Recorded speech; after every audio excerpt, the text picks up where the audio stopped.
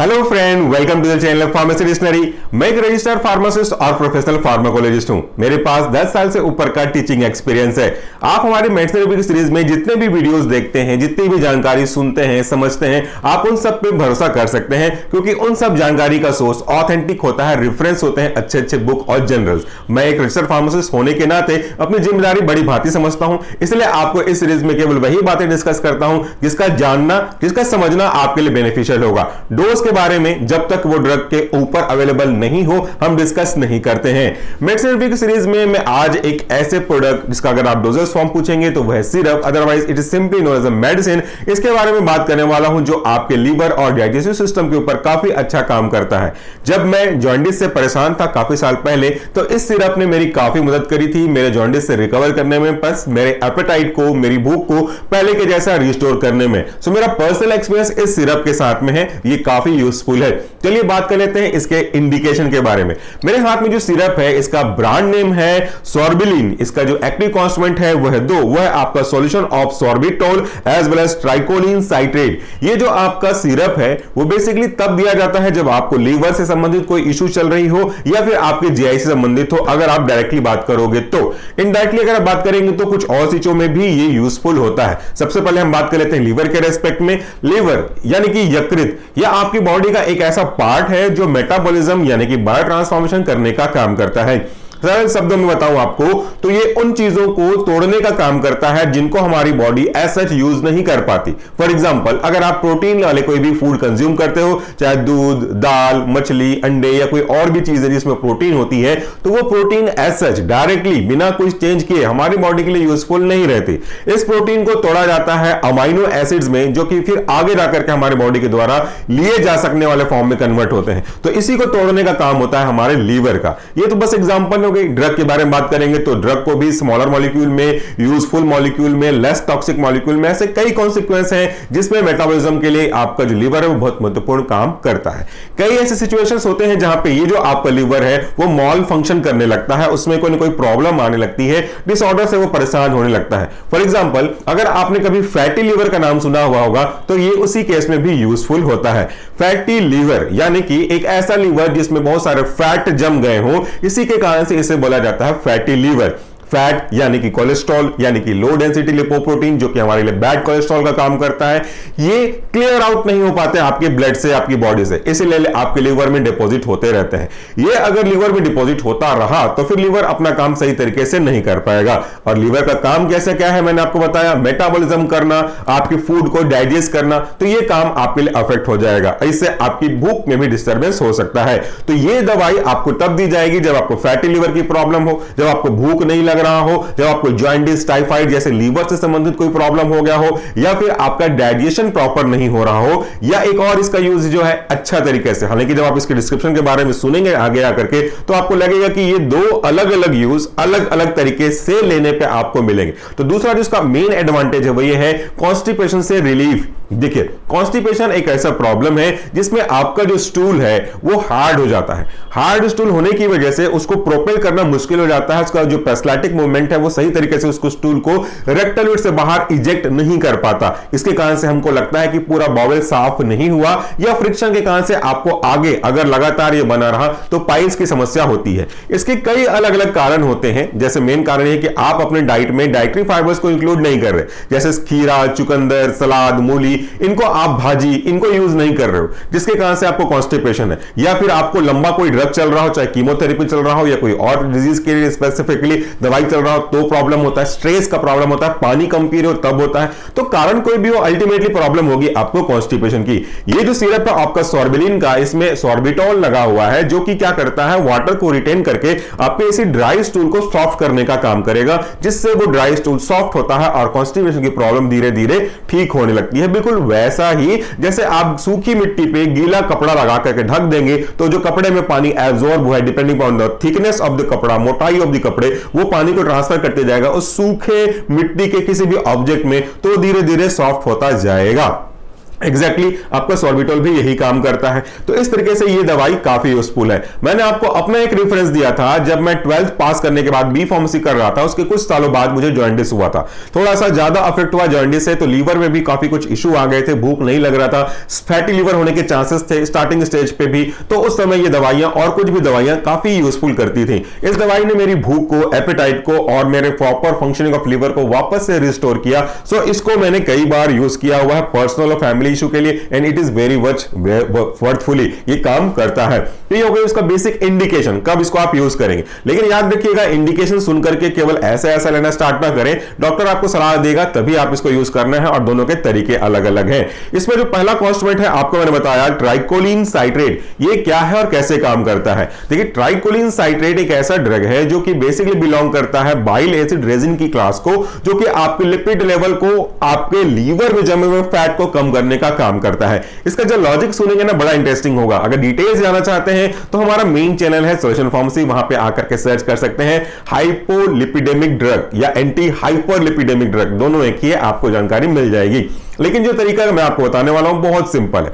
देखिए, लीवर का एक काम है बाइल बनाना। ये जो बाइल है बहुत सारे कामों को मदद करता है। जो ड्रग है उसको एलिमिनेट करने में भी मदद करता है, फूड के डाइजेशन के लिए भी मदद करता है, एसिमिलेट करने का काम करता है, जो आप ऑयल वगैरह कंज्यूम करते हैं उसको भी एसिमिलेट कर देता है। इस तरीके से कई महत्वपूर्ण काम करता है बाइल। लेकिन बाइल की एक टेंडेंसी है, बाइल बनता है लीवर में, स्टॉल होता है, आपके गॉल ब्लैडर में रिलीज होता है बाइल डक्ट से, और फाइनली डाइजेशन करने के बाद, अपना रोल निभाने के बाद वापस से लीवर में रीएब्जॉर्ब चला जाता है। तो इससे क्या होता है, जो भी बाइल बना लीवर के द्वारा, लीवर से कैसे बनता है बाइल, लीवर कोलेस्ट्रॉल को यूज करके, कोलेस्ट्रॉल को प्रिकर्सर के रूप में, प्राइमरी मेटेरियल के रूप में, रॉ मेटेरियल के रूप में, शुरुआती मेटेरियल के रूप में यूज करता है। उस कोलेस्ट्रॉल जो कि हमारे लिए अच्छा नहीं है, जो ज्यादा है, इसको यूज करता है, बदल देता है बाइल में। ये बाइल जाता है डाइजेशन में, डाइजेशन के बाद ये बाइल वापस से लीवर में चला जाता है। तो इस तरीके से अगर आप देखें तो वही बाइल सर्कुलेट हो रहा है, वही सर्कुलेट हो रहा है, थोड़ा बहुत लॉस हो रहा होगा, अदरवाइज वही बाइल सर्कुलेट होता जा रहा है। अगर ऐसा ही सर्कुलेट होता रहा है तो जो एक्सेस में हमारे पास कोलेस्ट्रॉल है वो बाइल में कैसे कन्वर्ट होंगे। उसको कन्वर्ट करने के लिए सिंपल से तरीका है कि आप ये जो बाइल बना हुआ है लीवर से, डाइजेशन के बाद इसको रीएब्सॉर्ब, रीस्टोर होने से रोक दिया जाए। तो ये जो आपका ट्राइकोलिन साइट्रेट है वो उसको बाइंड करता है और आगे एस्क्रीट कर देता है फीकल रूट के थ्रू। तो इस तरीके से जो बाइल बना था वो तो चला गया बाहर, अब वापस से आपके लीवर को बाइल बनाना पड़ेगा। तो आपको पता है कि बाइल किससे बनता है, अभी मैंने आपको बताया कि ये जो बाइल था बनता है कोलेस्ट्रॉल से। तो आपका लीवर क्या करेगा, जो एक्सेस में कोलेस्ट्रॉल बचे हुए उसको यूज करेगा, उसको कोलेस्ट्रॉल को यूज करेगा बाइल बनाने में, तो कोलेस्ट्रॉल का लेवल कम होता जाएगा। यही चीज चलता रहेगा, साइकिल चलता रहेगा, कोलेस्ट्रॉल से बाइल बनाएगा, बाइल डाइजेशन में जाएगा, एक्सक्रीट, फिर से बाइल बनाएगा, कोलेस्ट्रॉल से फिर कोलेस्ट्रॉल, ये पूरा साइकिल चलता रहेगा। इस तरीके से जो एक्सेस कोलेस्ट्रॉल है, अनयूटिलाइज्ड कोलेस्ट्रॉल है, वो यूज होने लगेंगे बाइल के बनने में, और उनका लेवल धीरे धीरे कम होते लगेगा, और इस तरीके से फैटी लीवर में से फैट धीरे धीरे कम होने लगेंगे, तो आपको बेनिफिट मिलने लगेगा। ये हो गया आपके पहले ट्राइकोलिन साइट्रेट के काम करने का तरीका। दूसरा जो मैंने आपको बताया सॉर्बिटॉल का, वो एक ऐसा ड्रग है जो कि आपके लिए लैक्सेटिव का काम करता है। लैक्सेटिव ऐसे ड्रग होते हैं, ऐसी दवाइयां होती हैं जो हार्ड स्टूल को सॉफ्ट करने में आपकी मदद करता है। कारण कोई भी हो, प्रॉब्लम कोई भी कारण से बना हुआ हो, लेकिन सॉल्यूशन यह है कि स्टूल को सॉफ्ट किया जाए। तो ये वाटर की अवेलेबिलिटी को स्टूल में बढ़ाता है आपके लार्ज इंटेस्टाइन में, और इस तरीके से उसे सॉफ्ट ना करके एविक्यूएट करने में, निकालने में काफी मदद करता है। तो ये तो हो गए उनके इंडिकेशन और उनके काम करने के तरीके के बारे में। अगर मैं बात करूं इसे बनाने वाली कंपनी कौन है, तो इसका जो ब्रांड नेम था वो आपका सॉर्बिलिन। इसे बनाने वाली कंपनी है लैबोरेटरीज ग्रिफॉन प्राइवेट लिमिटेड। अब जैसे मैंने कहा कि इसके जो फॉर्मूला है वो भी बहुत महत्वपूर्ण है, इसका जो यूज है वो भी बहुत महत्वपूर्ण है, वो जरा ध्यान से सुनिएगा। फॉर्मूला मतलब ये 200 ml की शीशी है। चलिए मैं आपको पहले सीसी भी दिखा दूं। ये जो सीसी है ये अंबर्ड कलर में होती है, देखिए इस तरह के अंबर्ड कलर बॉटल में होती है, ताकि इसे धूप के दुष्प्रभाव से बचाया जा सके। इट इज ओपन, ये मैं यूज कर रहा हूं इसलिए ये खुला हुआ है, कोई सील पैक नया नहीं है। I am already using it for constipation, for digestion, for normal health under the prescription of medical practitioner. तो ये चीजें बहुत इंपॉर्टेंट है आपके समझना। क्या, अभी सुनिएगा। जो हर एक 10 ml आप निकालोगे इस 200 ml के सिरप के बोतल में से 10-10 ml जब भी आप पीने के लिए निकालोगे, तो हर एक 10 ml के पीछे आपको मिलेगा ट्राइकोलिन साइट्रेट 0.55 ग्राम। इसके बाद आपको मिलेगा सॉर्बिटॉल 7.15 ग्राम, जो कि इंडियन फार्माकोपिया के गाइडलाइन के अकॉर्डिंगली। इंडिकेशन के बारे में मैंने आपको बात किया। इसमें हाँ एक चीज और भी है, वह है इंग्रेडिएंट के रूप में अगर आप देखेंगे तो वह है आपका एक्सिपिएंट या तो एडिटिव। एक्सिपिएंट या एडिटिव ऐसे एजेंट होते हैं जिनके पास खुद की कोई फार्माकोलॉजिकल यानी कि मेडिसिनल प्रॉपर्टी नहीं होती है, वो केवल आपके प्रोडक्ट को कुछ स्पेसिफिक प्रॉपर्टी देने के लिए करते हैं, जिसका यूज आप केवल या तो स्वीटनिंग के लिए, या तो फ्लेवरिंग के लिए, या बल्क को इंक्रीज करने के लिए, या तो प्रिजर्वेशन के लिए, या कोई अदर ऑब्जेक्टिव को पूरा करने के लिए apart from the medicinal benefit, उसी के लिए आप यूज करते हो। उसकी क्वांटिटी लिखी हुई होती है QS, जिसका मतलब होता है क्वांटिटी सफिशिएंट, यानी कि SOS जरूरत के अकॉर्डिंगली। ये हो गया इसके इंग्रेडिएंट का कंसंट्रेशन। अब हम बात करते हैं इसके इंडिकेशन का, तो मैंने आपको पहले एक्सप्लेन किया है। It is used for hepatobiliary and digestive system problem. ये आपके लीवर से संबंधित बाइल और आपके डाइजेशन से संबंधित प्रॉब्लम को ठीक करने के लिए यूज करते हैं। It is also use for fatty liver, it is also use for the constipation. तो ये इन 3-4 चीजों के लिए यूजफुल है। अब ये हो गए इनके यूज। अब यूज कैसे करें वो देख लीजिएगा। मैंने आपको शुरू से कहते आ रहा हूं कि डोज हम तब तक डिस्कस नहीं करते हैं जब तक कि वो उसके पीछे प्रोडक्ट के बॉक्स पे लिखा हुआ ना हो। It is written, that means it is already open to public market. So हम इसको सिर्फ डिक्टेट कर रहे हैं, अपनी ओर से ड्रग का डोज कभी डिस्कस नहीं करते।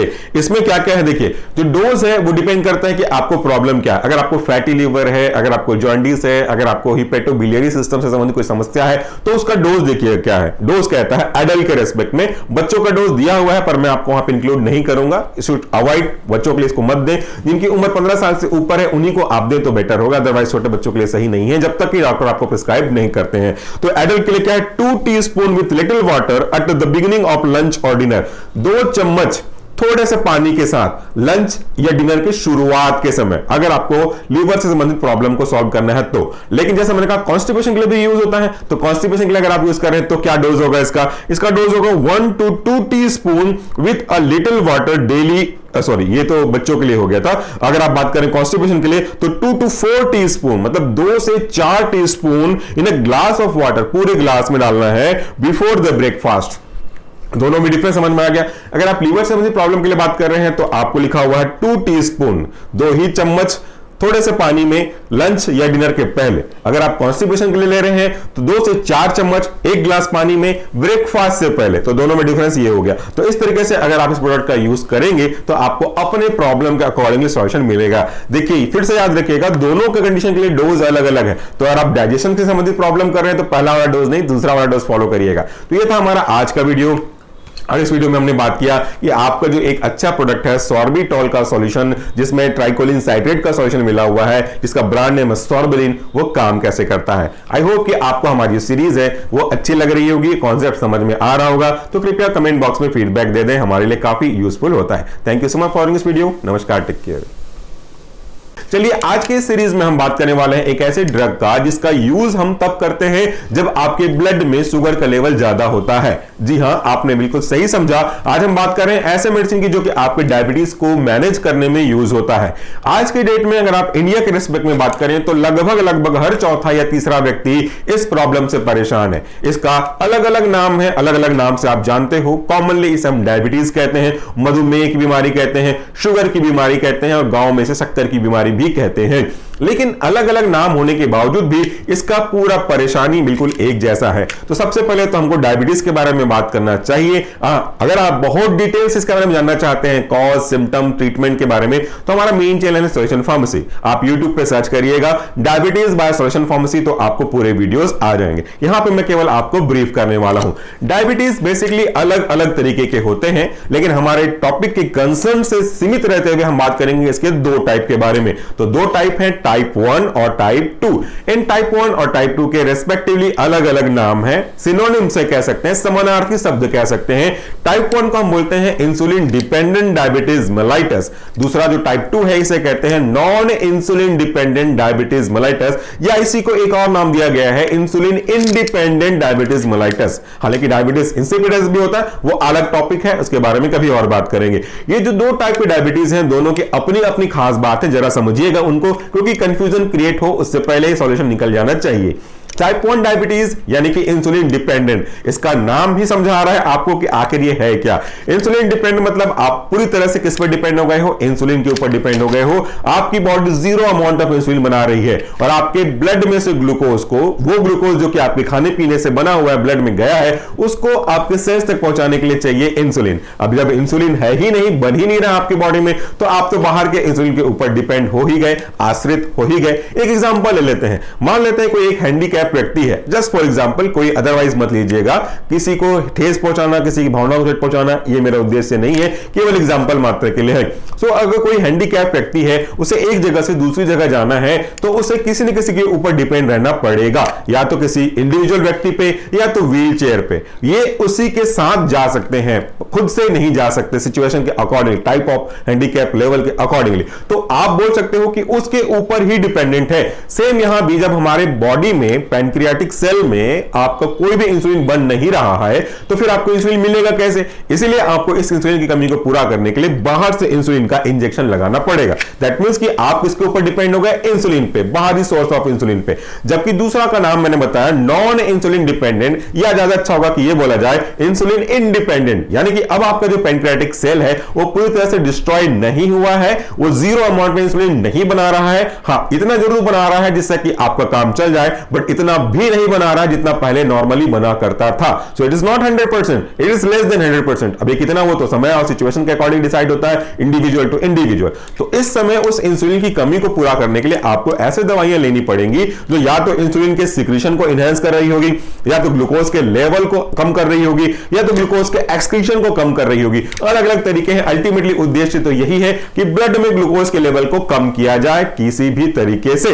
और कम करने का तरीका तो मैंने जैसे बताया कि या तो ग्लूकोज का प्रोडक्शन कम हो, या तो ग्लूकोज का एब्जॉर्प्शन कम हो, या तो ग्लूकोज को यूज करवाने वाले जो एजेंट है यानी कि इंसुलिन, इनका लेवल बढ़ जाए, या अगर कोई डाउन रिसेप्टर की प्रॉब्लम हो गई हो, सैचुरेशन हो गई हो, सेंसिटिविटी कम हो गई हो, उसके ऊपर भी आप काम कर सकते हो। तो आज मेरे हाथ में जो मेडिसिन है, इसका ब्रांड नेम है डापानोर्म ट्रायो। ट्रायो लिखा हुआ है रेड कलर से, इसका मतलब है कि इसमें 3 ड्रग का कॉम्बिनेशन है, और इसको बनाने वाली कंपनी है अल्केम लैबोरेटरीज प्राइवेट लिमिटेड, जो कि एक अच्छी जानी पहचानी कंपनी है in the field of pharmaceutical companies. Marketing company भी बहुत अच्छा अपने प्रोडक्ट को लॉन्च करती है। तो ये 3 कॉन्स्टिट्यूएंट कौन कौन से?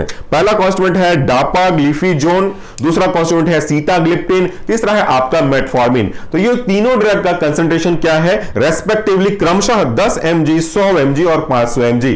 इनके काम करने के तरीके क्या है वो जरा सुनिएगा, बड़ा इंटरेस्टिंग है, आपको बहुत मजा आएगा जब आप ये टैबलेट यूज कर रहे होंगे, तो असल में जान पाएंगे कि काम कैसे कर रहा होगा, और कुछ सिम्टम को भी समझ पाएंगे कि ये साइड इफेक्ट नहीं है, ये इसी का नेचर ही है अगर ऐसा कुछ हो रहा है तो। सबसे पहले जो आपका कॉन्स्टिट्यूएंट है डापाग्लिफोजिन, ये एक ऐसा ड्रग है जो कि आपके यूरिन से ग्लूकोज के रीअब्जॉर्प्शन प्रोसेस को इनहिबिट करने का काम करता है। हां, आपने बिल्कुल सही सुना। अगर कुछ भी चीज आप खाते हैं तो खाने के बाद उसका डाइजेशन होता है, डाइजेशन के बाद उसमें बनते हैं ग्लूकोज। ये ग्लूकोज आपके ब्लड में पहुंचता है, और ब्लड फिर मूव करता हुआ फिल्टर होने के लिए आपके किडनी में पहुंचते हैं। किडनी में बहुत सारे, कई सारे बिलियंस में आपके नेफ्रॉन पाए जाते हैं। ये नेफ्रॉन इस ब्लड को प्योर करते हैं, फिल्टर करते हैं, यूरिन बनाने का काम करते हैं, जिसमें जो अशुद्धि है वो बाहर निकल जाए, जो अच्छी चीजें वापस ब्लड में चले जाए। तो यूरिन फॉर्मेशन के 3 स्टेप होते हैं, शॉर्ट में बता रहा हूं आपको। पहला होता है फिल्ट्रेशन, दूसरा होता है रीअब्जॉर्प्शन, तीसरा होता है सीक्रीशन। दूसरा हमारा काम का है। तो इस तरीके से अगर ब्लड में कोई ग्लूकोज का लेवल ज्यादा है तो वो ग्लूकोज फिल्टर होकर यूरिन की ओर जाएगा, लेकिन दूसरा जो प्रोसेस है रीअब्जॉर्प्शन, वो उसको वापस आपके ब्लड में लेकर के आएगा, क्योंकि उसको लगेगा कि ये ग्लूकोज आपके लिए काम का है, तो यूरिन में जो जा रहा था उसको वापस ब्लड में लेके आएगा। तो जो ब्लड में था वापस से ब्लड में आ गया, तो ब्लड में ग्लूकोज का लेवल तो वैसा का वैसा रहा, सिचुएशन के अकॉर्डिंगली वो बढ़ता जाएगा। लेकिन अगर यही ग्लूकोज फिल्टर होकर यूरिन के थ्रू बॉडी से बाहर निकल जाता तो आपके ब्लड में ग्लूकोज का लेवल थोड़ा कम हो सकता था, depending on the situation accordingly. तो ये हमारे लिए बेनिफिट था, यही काम करता है। ये जो आपका ड्रग है उसी ग्लूकोज के रीअब्जॉर्प्शन को रोक देता।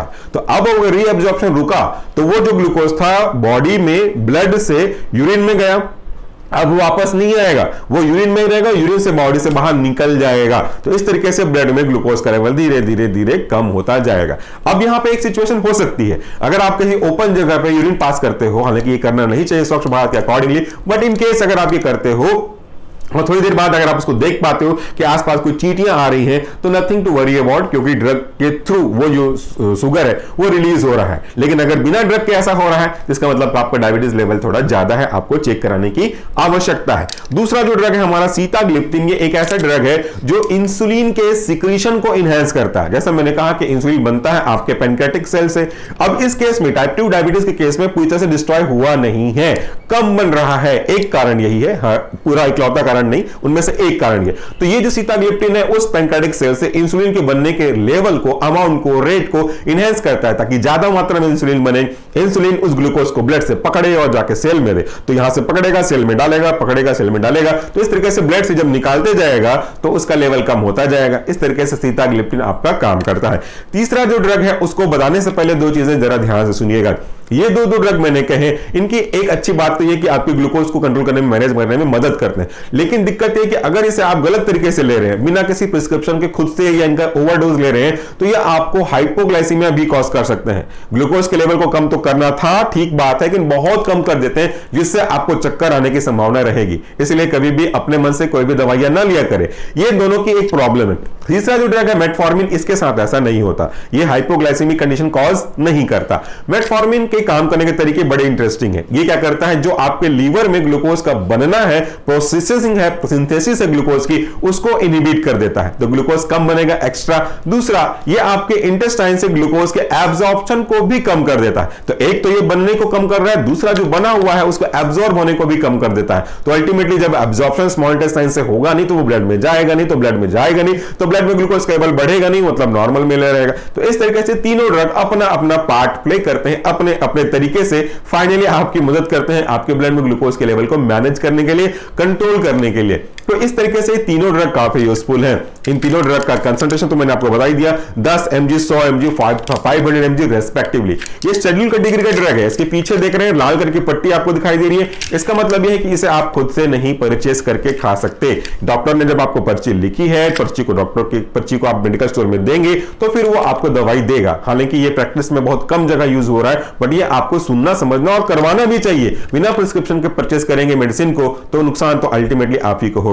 तो ये था हमारा आज का वीडियो जिसमें हमने बात किया एक ऐसे एंटी डायबिटिक ड्रग के बारे में जो आपके मैनेज करता है ब्लड ग्लूकोज लेवल को। Thank you so much for watching this video. Comment box में फीडबैक जरूर दीजिएगा। Take care.